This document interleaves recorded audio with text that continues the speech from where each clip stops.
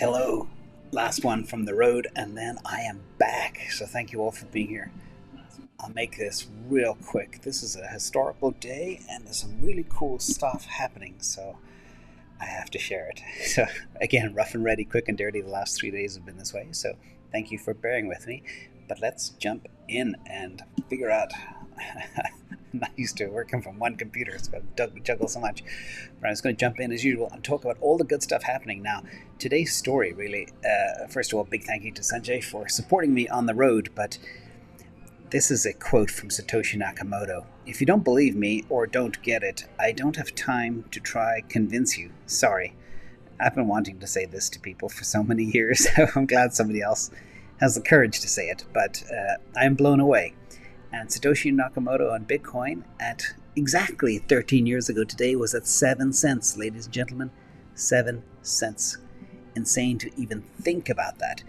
And of course, this is edutainment. We don't need a disclaimer today. But this is a historic time. Literally 13 years ago, 7 cents. And now world powers and lawmakers are beginning to wake up to crypto and Bitcoin and digital assets, and there's so much happening all at once. You know the old expression, slowly then suddenly? Well, here I am. This is the suddenly part. So there's a new thing called a new act in the US called Keep Your Coins Act, and it would be great if this passed. So you can see here, offered by Mr. Davidson of Ohio, the House Financial Services Committee has passed the Keep Your Coins Act of 2023, which ensures that consumers are allowed to maintain custody of their Bitcoin in self-hosted wallets. It now goes to the House of Representatives for a vote. This is so critical. I cannot stress this more. People were worried about the US government, etc., other governments around the world banning, but why it's so important is other governments around the world tend to follow what the US does. They don't run counter to the US. It is still the shining light on the hill, even though it's a bit of a poop show itself. But still, other countries in some cases are worse off. So what are the details of this Keep Your Coins? And there's a brand new act just popped in. But it's a bill introduced by Warren Davidson of Ohio, like I mentioned. It would prohibit federal agencies from restricting the use of convertible virtual currency. They call it CVCs. It sounds like a pharmacy.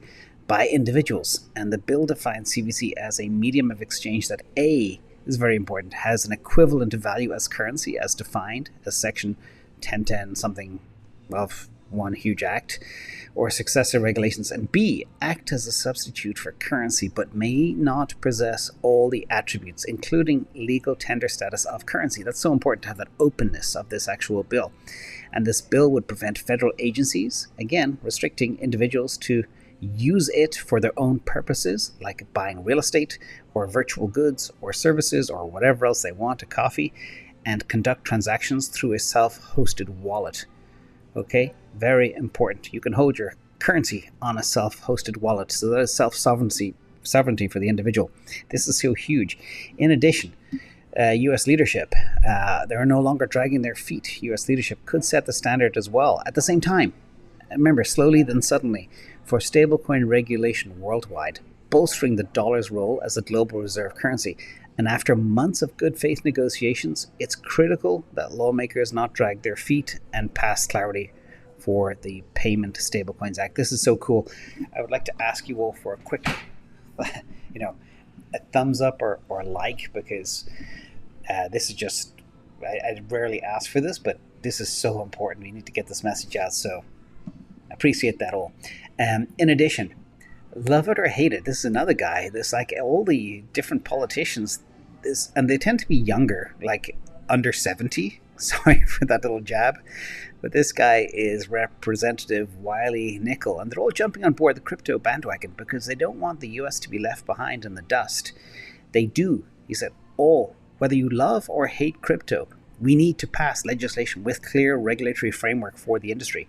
The bipartisan FIT for the 21st century lays out clear rules of the road for protection not only of consumers, but also protect and promote innovation and advance U.S. national security. So this is just, it's like, it's no longer cool to be Elizabeth Warren today.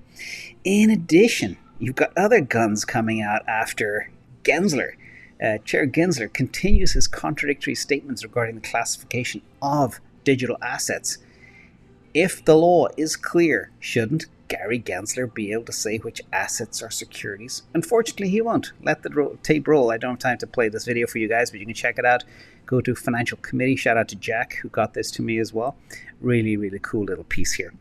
In addition, Grayscale are gunning for the SEC too.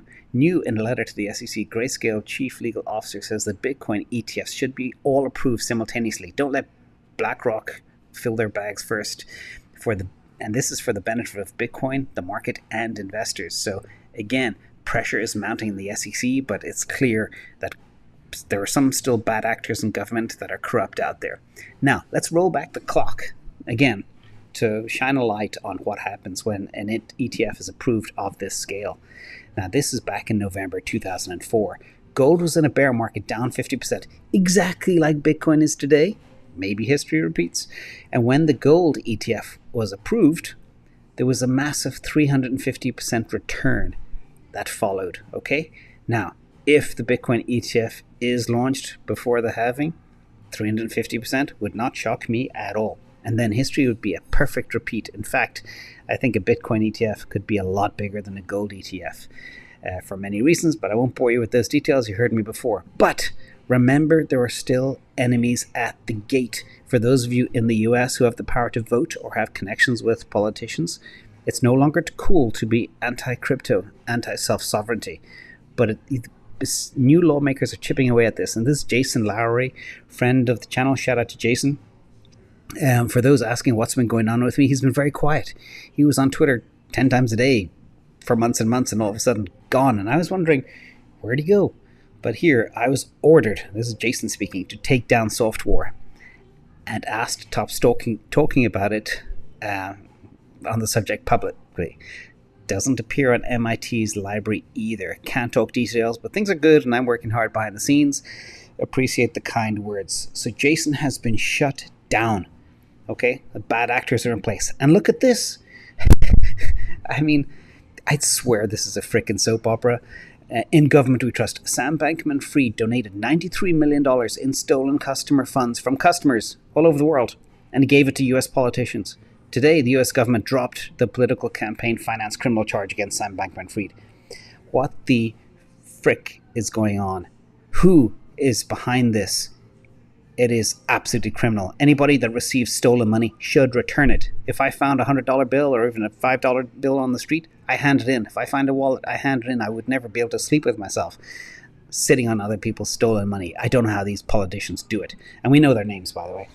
And in a quick bit of macro news, just to reflect why we need Bitcoin, the core inflation indicators are showing a huge downward trend. Inflation is experiencing this broad-based decline, which is cool, but it's going down so fast, it's kind of scary, and that leads to deflation, which could be terribly dangerous. In addition, meanwhile, the government is shooting themselves in the foot. As I say, we're going to $1 trillion in interest on debt. And it's going to go a lot higher after that, as half the debt is going to be recycling into a 5% rate. This is going to go to 1.2, 1.4 trillion, and that will be double the US defense budget. And the deficits are exploding because nobody paid taxes last year because nobody made any money. It is insane what's going on. And finally, Bitcoin hits a new all-time high. Yeah, in Turkish lira. Don't get too excited. But again, Turkey is a country with 40% inflation.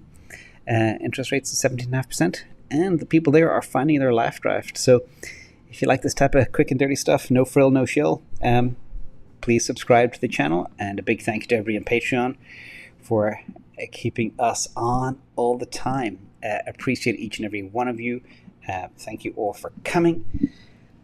Happy Friday, and I'll see you tomorrow for the weekend recap. Did that all under 9 minutes. Thank you for the likes. Let's get this message out. This is just too exciting. Not just for the US, but for everybody all over the world. New times are coming. Thank you all. Have a good day. Bye.